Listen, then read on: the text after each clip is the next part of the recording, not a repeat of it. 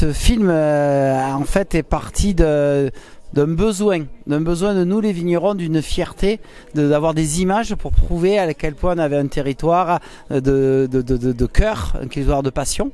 Et en fait ça a été impressionnant, comme c'est vraiment tous les gens des Costières, tous les vignerons de Costières, tout le monde a été super motivé, super enthousiaste à cette idée-là. Et ce film, c'est un peu de marquer une époque, de transmettre une image de notre passion, de notre lieu de vie.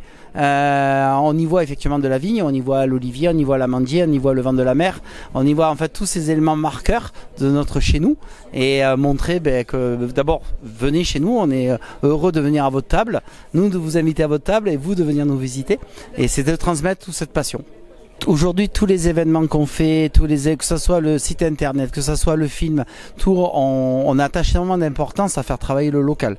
Le local est quelque chose. On a ses racines, nous, hein, nos racines de vigne et nos racines à nous, elles sont plantées dans le local. Hein. Donc c'est naturellement qu'on fait travailler le local. Donc effectivement, c'était une évidence pour nous de collaborer avec des gens qui aussi peut-être ont cette émotion également en faisant l'image. C'était important de retrouver aussi quelqu'un qui comprenne cette assemblée. Je ne vais pas dire qu'un Parisien n'était pas capable de le faire, mais forcément quelqu'un du cru, lui aussi il aime, il est amoureux du terroir.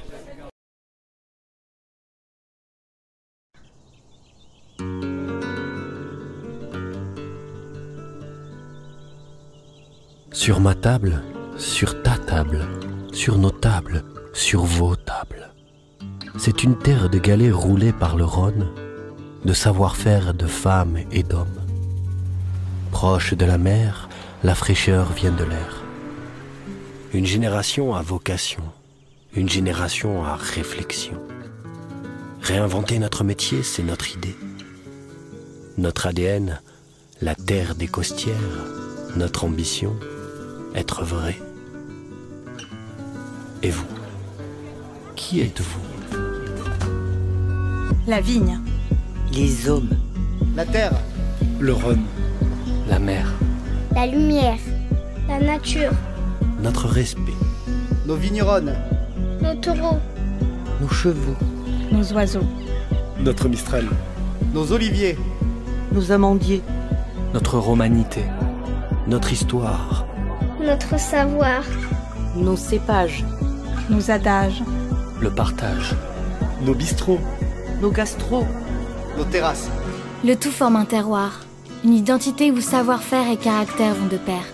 Fiers de notre terroir, fiers de nos vins, fiers de ceux qui le font et fiers de ce qu'ils sont. Les Costières, c'est plus que du vin, c'est la passion des gens de ce coin. À vous, amateurs de vin des quatre coins du globe, goûtez notre histoire. Chaque verre est une robe, une invitation au voyage à travers nos cépages. Nous sommes les Costières de Nîmes.